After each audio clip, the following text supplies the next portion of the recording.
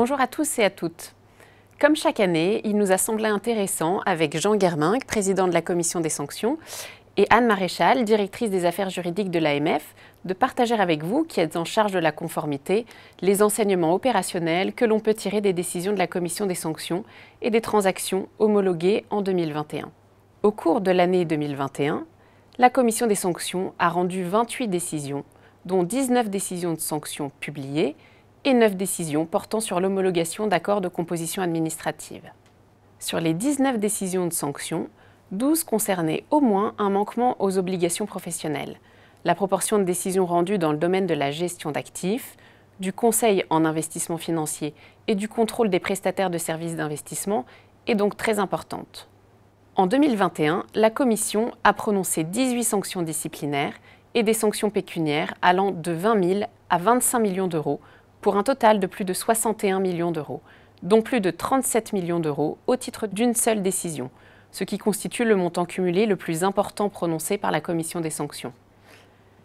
Parmi les 9 accords homologués en 2021, 6 accords proviennent d'une enquête et 3 d'un contrôle. Je précise que certaines décisions ont fait l'objet d'un recours devant le Conseil d'État ou la Cour d'appel de Paris et ne sont donc pas définitives. Monsieur le Président, au cours de l'année écoulée, la Commission a rendu 3 décisions et un accord portant sur les carences des dispositifs de lutte contre le blanchiment et le financement du terrorisme. Il s'agit d'une problématique qui, jusqu'à présent, n'avait fait l'objet que de très peu de décisions. Quels enseignements en tirer? Il y a de nombreux enseignements à tirer de ces décisions. D'abord, la nécessité pour les entités régulées de disposer de procédures LCBFT complètes et opérationnelles. La procédure doit se suffire à elle-même et préciser concrètement les diligences à réaliser. À quelles décisions rendues en 2021 faites-vous référence? Je pense par exemple à la décision du 2 juillet 2021 qui illustre ce qu'est une procédure de LCBFT non opérationnelle. Dans cette affaire, la Commission a considéré que la procédure en cause n'était pas opérationnelle en ce qu'elle faisait mention du traitement des personnes politiquement exposées, pour lesquelles le devoir de vigilance est accru, mais ne donnait aucune définition et renvoyait à une matrice des risques qui n'était pas à jour sur ce point. Par conséquent, si en théorie la procédure prévoyait des mesures adéquates, elle ne pouvait pas être correctement mise en œuvre. La Commission a également rendu 2 autres décisions, les 16 et 29 avril 2021, dans lesquelles elle a estimé que les mesures spécifiques prévues dans les procédures LCBFT n'étaient en pratique pas appliquées. Cela traduit là encore le caractère non opérationnel des procédures en cause. Anne Maréchal, avez-vous constaté des situations identiques dans les accords de composition administrative homologués en 2021 ? Oui, tout à fait. Tel était le cas dans l'accord de composition administrative conclu le 29 octobre 2020 et homologué en 2021. Certes, cet accord a été conclu avec un conseiller en investissement financier, un CIF, mais les enseignements que l'on peut en tirer sont tout à fait transposables à la fois aux PSI et aux sociétés de gestion de portefeuille. Là encore, la procédure LCBFT était lacunaire et insuffisamment précise. En particulier, cette procédure ne détaillait pas la répartition des rôles entre le CIF et ses partenaires démarcheurs dans la vigilance LCBFT. Par exemple, la procédure précisait les documents devant être recueillis auprès du client, mais n'indiquait pas qui du CIF ou des démarcheurs devait s'en charger, alors même que le CIF n'était pas systématiquement en contact avec ses clients. De plus, la mise en œuvre de la procédure LCBFT ne permettait pas d'évaluer certains points susceptibles de constituer des cas de vigilance complémentaires ou renforcés.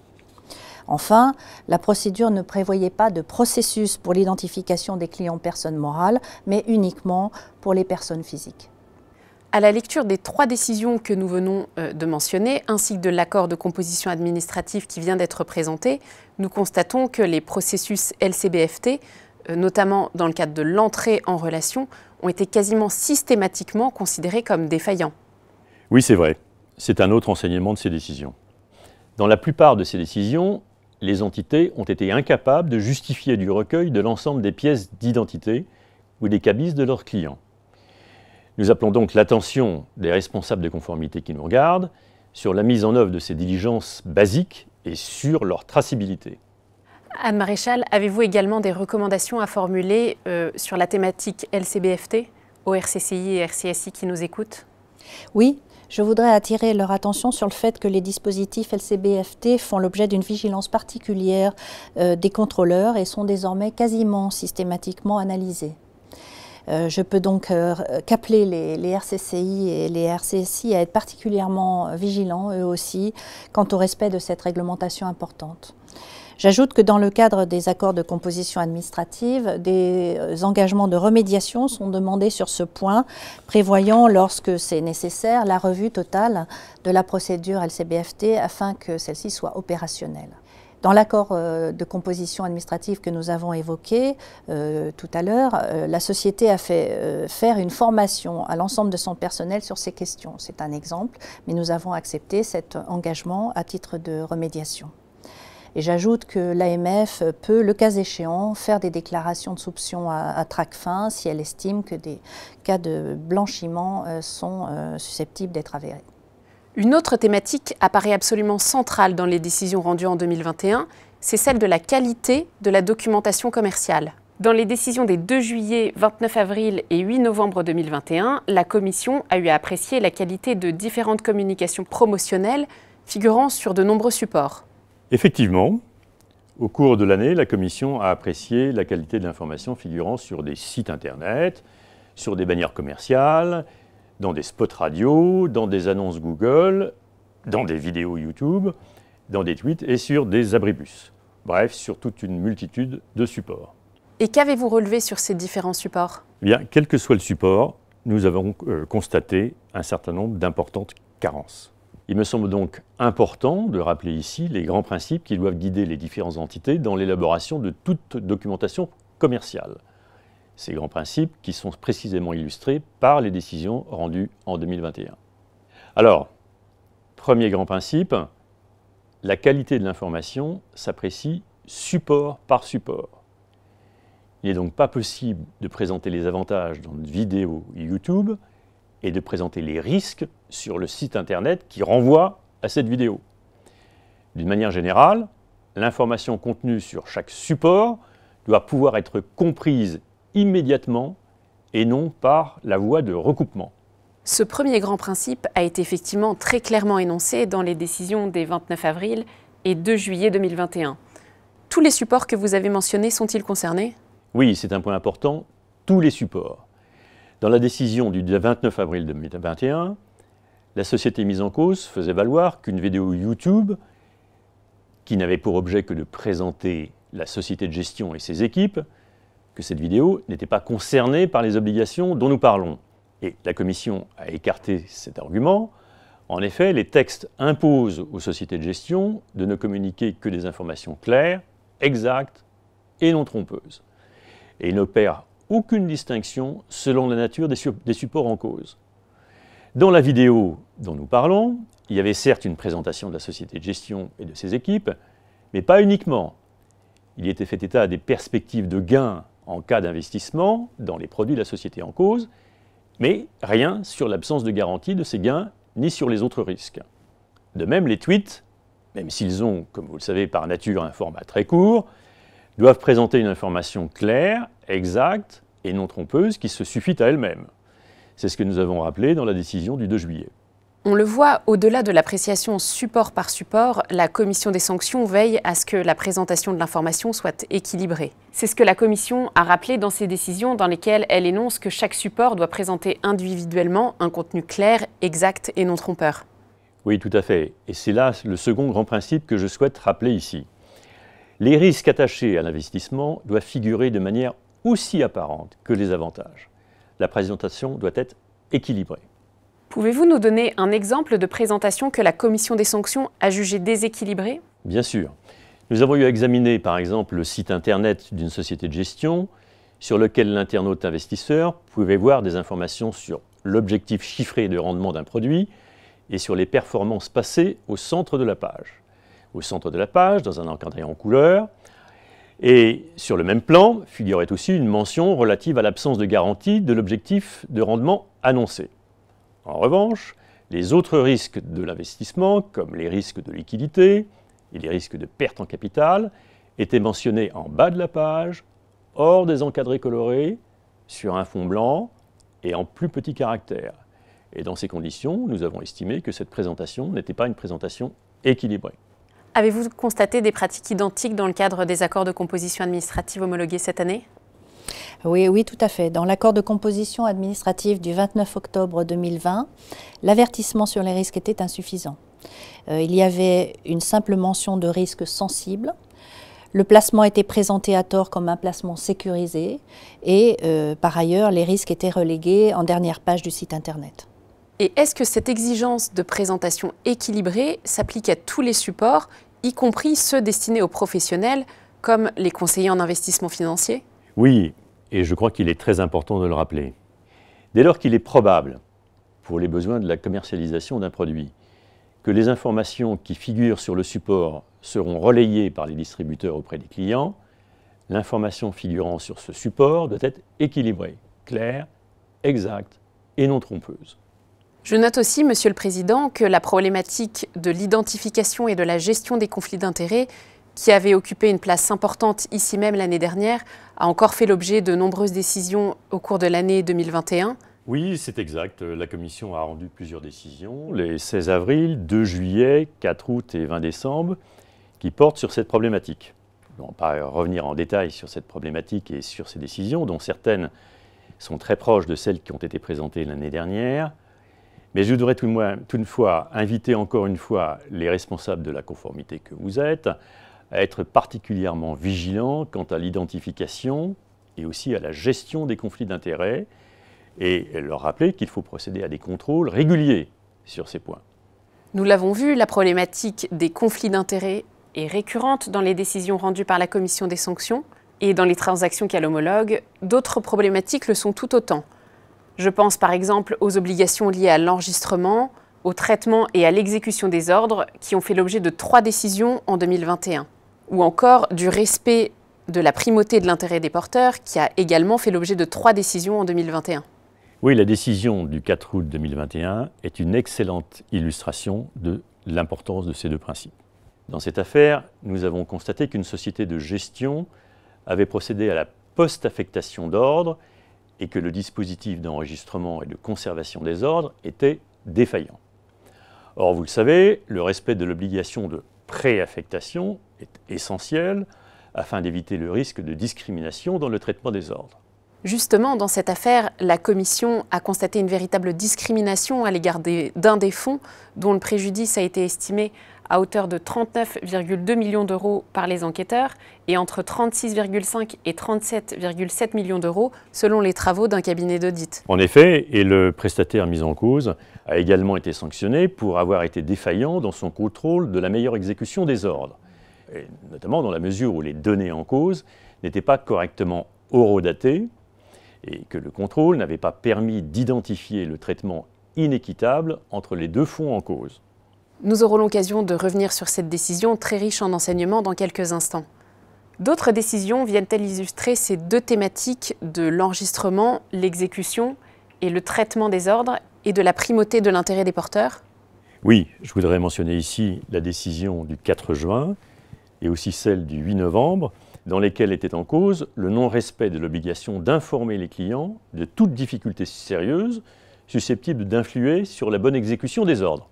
Alors, en ce qui concerne la primauté de l'intérêt des porteurs, il me semble important d'appeler l'attention des responsables de la conformité sur les commissions dites SADI, c'est-à-dire les commissions pour services d'aide à la décision d'investissement et d'exécution des ordres. Le versement de ces commissions doit être justifié et doit présenter un intérêt pour les fonds en cause.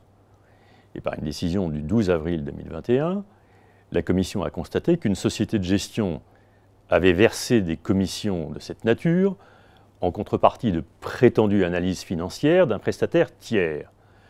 Or, la société de gestion n'a pas été en mesure de justifier que ces prétendues analyses auraient présenté un intérêt direct pour les fonds qu'elle gérait, et nous avons donc considéré que les commissions SADI en cause étaient constitutives de coûts indus car non justifiés. Au cours de l'année écoulée, la Commission a eu à connaître de nombreux abus de marché dont certains ont été commis par des entités régulées.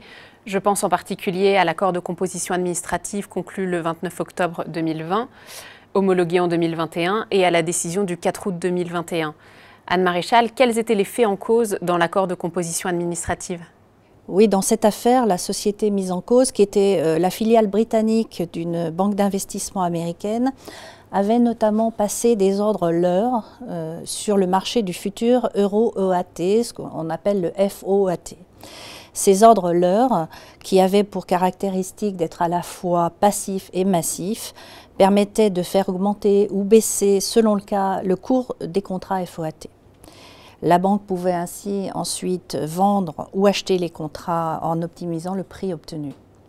Une fois les achats ou ventes effectués, les ordres étaient ensuite annulés dans un délai très rapide qui ne dépassait pas 10 secondes après leur lancement.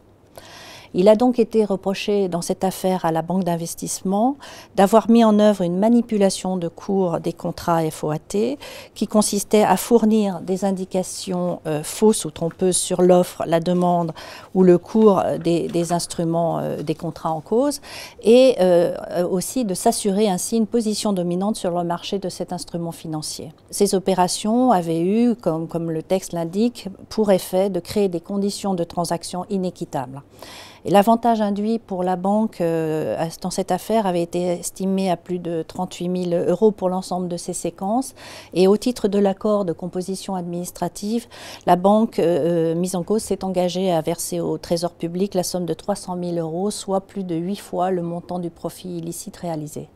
Monsieur le Président, dans la décision du 4 août 2021, il s'agissait là encore d'un manquement de manipulation de cours commis par plusieurs entités régulées. Je note qu'à l'occasion de l'appréciation de ce grief, la Commission a également vérifié la qualité des dispositifs de détection des abus de marché de ces entités. Tout à fait. Dans cette décision, une société de gestion et 2 prestataires étaient mis en cause pour avoir manipulé le cours du futur Eurostoxx 50, qui est un contrat à terme négocié sur Eurex. Il leur était reproché d'avoir mis en œuvre une pratique dite de wash trade. En quelques mots, les wash trades sont des accords de vente ou d'achat d'un instrument financier qui n'impliquent pas de changement dans la propriété de la valeur concernée, qui n'impliquent pas non plus de risque de marché ou qui impliquent le transfert de la détention du risque de marché entre des participants agissant de concert ou en collusion. Nous avons retenu le manquement de manipulation de cours par recours à un procédé fictif ou toute autre forme d'artifice. En revanche, nous avons écarté le second manquement de manipulation de cours par fixation du cours du même instrument à un niveau anormal ou artificiel. La Commission a ensuite analysé la qualité du dispositif de détection des abus de marché. Il était en effet intéressant de comprendre pourquoi la manipulation de cours retenue n'avait pas pu être identifiée et empêchée. Je précise que des griefs avaient été notifiés en ce sens à la société de gestion et aux prestataires et que cette analyse n'a pas été faite à l'initiative de la Commission. Qu'a révélé l'analyse de ce dispositif de détection? Vous vous en doutez, elle a révélé des défaillances et plus précisément 3 défaillances. Premièrement, il a été établi que les gérants et les négociateurs du groupe n'étaient pas suffisamment bien formés aux abus de marché et à leur détection. Dans cette affaire, l'un des protagonistes n'avait suivi aucune formation relative aux abus de marché et l'autre n'en avait suivi qu'une seule. Il y avait bien dans le dossier des slides relatives à une formation intitulée « Parcours des îles », dont 5 slides étaient consacrés aux manipulations de cours. Mais outre que le nom de cette formation peut laisser songeur quant à la qualité de son contenu, ces quelques dispositions étaient manifestement insuffisantes au regard des fonctions exercées par ces 2 personnes. Les professionnels qui nous regardent aujourd'hui doivent donc être vigilants sur la qualité de la formation dispensée à leurs collaborateurs. Et quelles étaient les 2 autres défaillances détectées? Eh bien, il a été établi que le logiciel de détection des abus de marché n'était pas correctement paramétré. Les seuils de déclenchement des alertes n'étaient pas adaptés au marché concerné. Ce n'est donc pas tout de disposer d'un dispositif de détection, encore faut-il vérifier qu'au regard des activités exercées, ce dispositif est opérationnel. Enfin, 3e défaillance, il a été établi que l'entreprise de marché avait adressé une demande au prestataire visant à identifier les fonds concernés par les titres échangés sous forme de wash trade. Cette demande aurait dû alerter la société de gestion et le prestataire de l'existence possible d'opérations suspectes. Or, les suites données à cette demande ont été insuffisantes. Un autre grief a été retenu dans cette affaire, celui du défaut de déclaration d'opérations suspectes. En effet, la Commission a retenu que la société de gestion et le prestataire avaient des raisons de suspecter que le wash trade était constitutif d'une manipulation de cours. Ces sociétés auraient dû donc déclarer les opérations en cause. Mais de manière plus inédite, on peut noter que, bien que le second manquement de manipulation de cours n'ait pas été retenu, la Commission a estimé que les interventions litigieuses auraient également dû être déclarées. En effet, si à l'issue de l'analyse des interventions litigieuses, la Commission a considéré que ces interventions n'étaient pas manipulatoires à défaut d'impact sur le cours, les deux sociétés en cause disposaient d'éléments qui auraient dû les conduire à suspecter que le mode opératoire utilisé pouvait être manipulatoire. Il est important de rappeler que, sous leurs apparences de formalité, ces obligations de déclaration visent à permettre à l'AMF de détecter les abus de marché, de veiller au fonctionnement équitable et ordonné des marchés et de surveiller l'activité des prestataires de services d'investissement. Le respect de ces obligations est donc essentiel pour permettre à l'AMF de mener à bien sa mission. Dans l'accord de composition administrative du 12 février 2021, ce sont aussi les obligations déclaratives qui étaient en cause ? Oui, il s'agissait là de l'application de la réglementation en matière de déclaration obligatoire à faire en période d'offre publique. Dans cet accord, il s'agissait pour la première fois de deux griefs sur l'absence de déclaration quotidienne des transactions en période de pré-offre, alors que la position de la société de gestion avait augmenté de plus de 1%. Merci pour ces éclairages très utiles.